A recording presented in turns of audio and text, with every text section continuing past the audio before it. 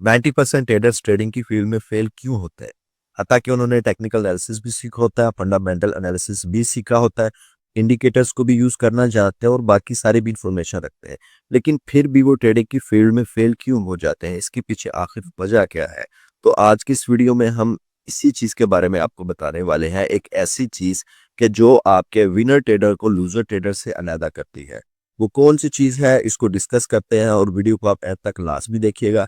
अगर मेरी वीडियो आपको अच्छी लगे, आपके लिए इन्फॉर्मेटिव साबित हो, तो वीडियो को लाइक लाजमी कर दीजिएगा। अगर आप ट्रेडिंग फील्ड में लॉन्ग टर्म में प्रॉफिटेबल होना चाहते हैं, चाहे आप क्रिप्टो में ट्रेडिंग करते हैं, स्टॉक्स में करते हैं या फॉरेक्स में करते हैं, तो ये चीज आपके लिए बहुत ज्यादा इंपॉर्टेंट है। इस चीज का नाम है कंसिस्टेंसी। अभी कंसिस्टेंसी को लेके बहुत ज्यादा लोगों के ज़हन में मिसकंसेप्शन भी होगी, उनको सही तरीके से पता ही नहीं होगा कि कंसिस्टेंसी बेसिकली चीज क्या है। तो मैं पहले आपको इसका सारा कंसेप्ट समझाता हूँ, उसके बाद हम देखेंगे ये कंसिस्टेंसी आपके अंदर कौन कौन सी चीजें लेके आती है। ट्रेडिंग की फील्ड में ज्यादातर जो ट्रेडर्स हैं वो करते क्या है? वो करते ये है कि अगर उनको एक ट्रेड में लॉस हुआ ना, तो वो क्या करते हैं, उस लॉस को कवर करने के लिए मजीद ट्रेड लेना शुरू कर देते हैं। वो डिफरेंट स्ट्रेटजीज पे काम करना शुरू कर देते हैं कि यार इस स्ट्रेटजी को देखो, इस स्ट्रेटजी को देखो। तो क्या करते हैं कि अपना लॉस कवर करने के लिए वो मजीद ट्रेड पे ट्रेड लेना शुरू कर देते हैं। वो फोमो में आ जाते हैं, उनकी साइकोलॉजी डिस्टर्ब हो जाती है, रिस्क मैनेजमेंट को सही तरीके से फॉलो नहीं करते, तो जिसकी वजह से वो लॉस उठाते हैं। और अभी आते हैं कंसिस्टेंसी की तरफ। कंसिस्टेंसी को लेके बहुत ज्यादा लोगों के ज़हन में ये मिसकंसेप्शन होगी कि कंसिस्टेंसी का मतलब ये है कि आपने रेगुलरली ट्रेड करनी है, आपने डेली बेसिस पे प्रॉफिट बनाना है, आपने एक जो गोल सेलेक्ट किया हुआ है उसके अकॉर्डिंग आप डेली बेसिस पे इतना प्रॉफिट बना रहे हैं, तो वो आपकी कंसिस्टेंसी है।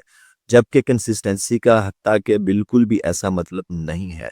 कंसिस्टेंसी जो है उसका मतलब ये है कि आपने मार्केट के साथ अटैच रहना है, आपने मार्केट की मूवमेंट को देखना है, आपने मार्केट को ज्यादा से ज्यादा टाइम देना है, ना कि आपने ये सोचना है कि डेली बेसिस पे यार मैंने अपनी ट्रेड लेनी है, इतनी ट्रेड लेनी है और डेली बेसिस पे मैंने इतना प्रॉफिट निकालना ही निकालना है।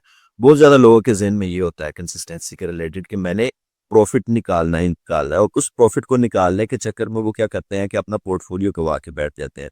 तो ये चीज कंसिस्टेंसी बिल्कुल भी नहीं है। अगर रियल वर्ल्ड एग्जांपल लें, तो आप जो भी काम सीखना चाहते हैं, तो आपको कंसिस्टेंसी से वो काम आहिस्ता आहिस्ता सीखना पड़ता है, उस चीज को टाइम देना पड़ता है डेली बेसिस पे। तो जब कंसिस्टेंसी से आप उस चीज को टाइम देते हो, तो आहिस्ता आहिस्ता आपकी बहुत ज्यादा ग्रिप हो जाती है उस चीज पे। और वो जो आपकी कंसिस्टेंसी है उस चीज पे ग्रिप, वो आपको एक्सपीरियंस सिखाती है। आपके आगे मजीद जो है ना चीजें एवेलुएट होती हैं, आपको चीजों को पता चलता है कि यार इस चीज को इस तरह से होना चाहिए।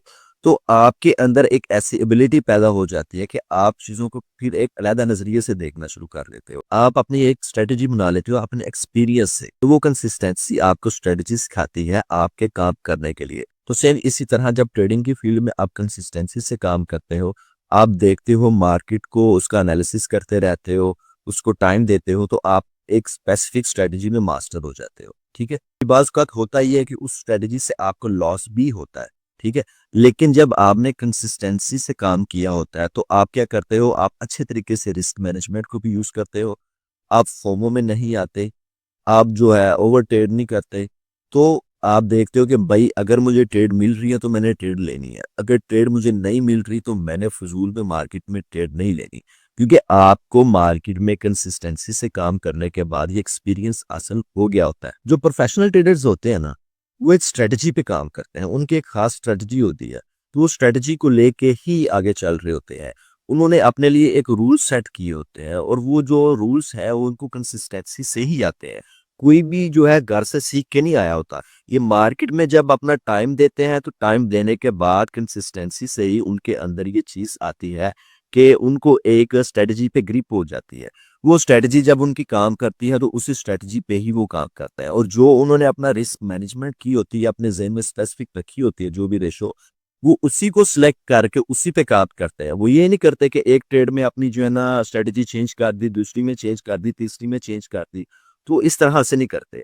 उनके ज़हन में जो भी स्ट्रेटजी होती है, वो अपनी स्पेसिफिक जिसमें उन्होंने मास्टर कर लिया होता है, तो उसी चीज को वो लेके आगे चलना शुरू होते हैं। कंसिस्टेंसी आपके अंदर डिसिप्लिन और कॉन्फिडेंस लेके आती है। आपको अपनी स्ट्रेटजी पे, अपने प्लान पे कॉन्फिडेंस होता है, आपको भरोसा होता है, आप ट्रेडिंग रिवेंज छोड़ देते हो। कंसिस्टेंसी से जो आपके अंदर डिसिप्लिन आता है, वो आपके रिपीटेशन से आता है, ना कि मोटिवेशन से। अगर आप कहते हो कि आप मोटिवेशन आपको कोई दे जिसकी वजह से आप ट्रेडिंग में आप अच्छे ट्रेडर बन जाओगे, तो कभी भी मोटिवेशन से ट्रेडिंग नहीं होती।